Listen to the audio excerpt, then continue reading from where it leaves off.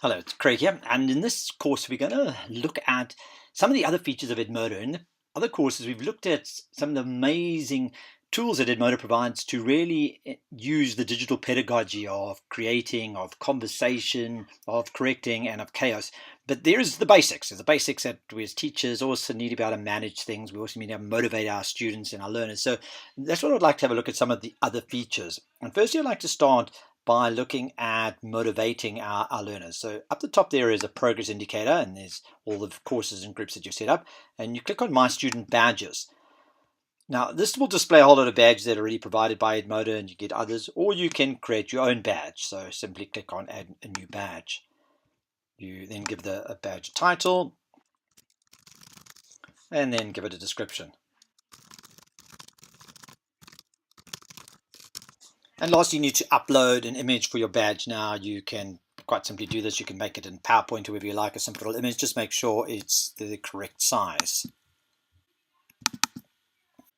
Once you've done that, you just hit create badge. If you leave this checked, it will also allow other teachers to make use of this badge that you've created, which is great Ubuntu spirit.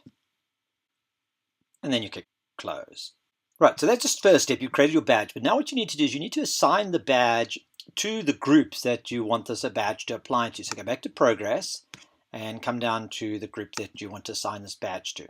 You'll now be brought into what's sort of like a teacher panel, and it's got a place where you can see grades that you've assigned for various assessments that your students have submitted.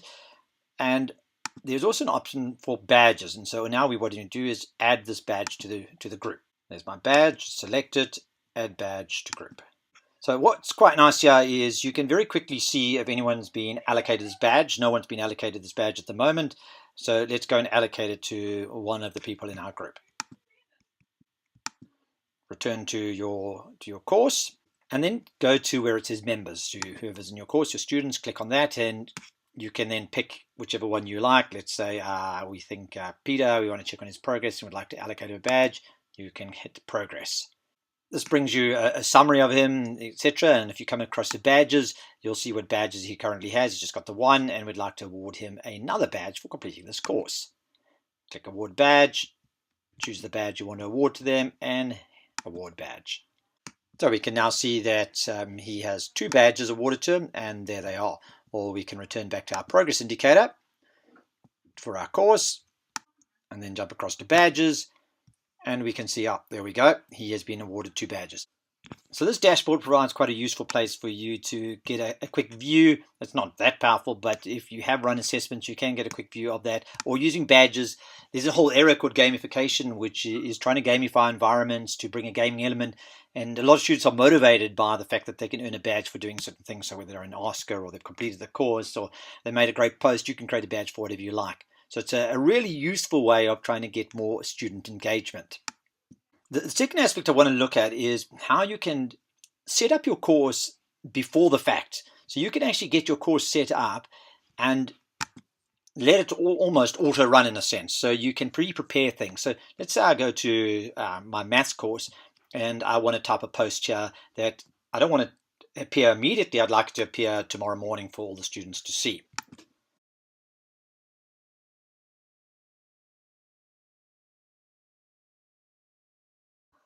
So once you've typed whatever the post is that you want to make, obviously you can attach links to this post if there's particular links or files or something from your library. But what you can do is you can schedule this message. So rather than just clicking send to send the message immediately, you click schedule message.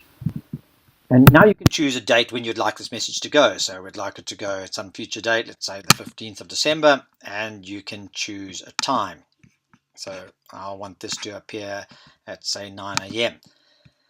Now, again, don't click send now, otherwise it's going to send the message now. Well, one thing it is important to do is to make sure that in your settings you have set your time for your zone. So what time zone you live in, otherwise this time's not going to work. Make sure you have gone to your settings just at the top. You can do this for multiple posts. You could keep putting a post that are going to come every second, third, fourth day, or 3 a day, and all of those posts will now be available at that date and time. They will automatically appear. In fact, if you return at any stage to your home screen, you will notice up the top here it says there's one scheduled post. You can click on that and see what post has been scheduled to be appearing next.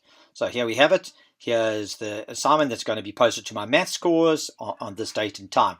And if you wish, you can again click the little cog here. You can delete the post, edit the post, or if you think, oh, that's not the right time, you can reschedule the post. So this is a great way in which you can ensure that the content is pre-prepared and then it comes out just when you need it, so you don't have to have a mad rush just at the last minute. Right, the next thing I would like to have a look at is the use of small groups. Sometimes you may have a class that has 30 or more students in it, but you'd like them to work in smaller groups. Now that's quite simple. You go down here to the small group section and click create a small group. And just give each of the groups a name.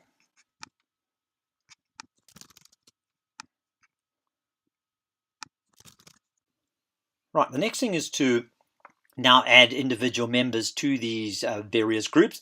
So what you've got to do is click on whichever group you want to now add members to. Right, so it's giving you an environment where you can now do all your notes, alerts, etc. But obviously you need some members in this group. And over here you will see it already indicates how many members are in this group. There's 2. So click on members and I'll show you why there are 2 members in the group already. Any person who is either the owner of the group or a teacher or co-teacher in your main group, so this is our Teaching with Technology 101, is immediately allocated as a member of the small group. So if you've got multiple people who are teaching your class, they'll all be automatic members of the small group. But now we can add individual students to be members of this group. So just click the drop down and add members to small group. Okay, then you can go through your teachers and choose, or through your students rather, and choose who you would like to be in that group. So click a couple of them and add selected members, and all of them are now added to that group. So now I can see who's in that group. If I go to my next group, group 2, I can follow the same process. Again, there are 2 members in it already, which are the teachers. And I can add more.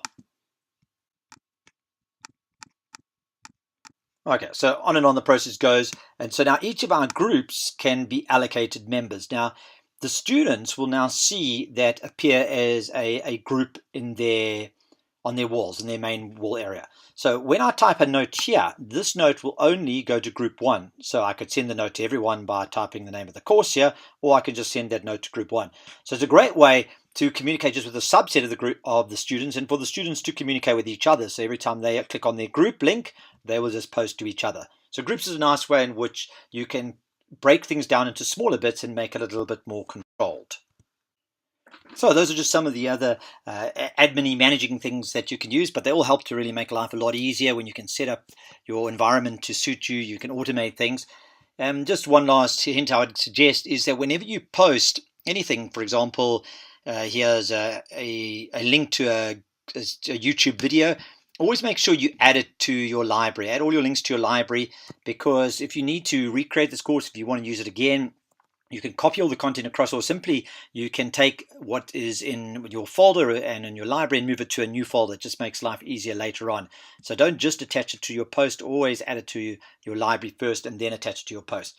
So those are some of the tools that you can use to really make Edmodo powerful and bring out the power that it delivers in being a conversation-centric environment, an environment that encourages creating, an environment that encourages a whole load of chaos, but also enables us to go through the pedagogy of correcting.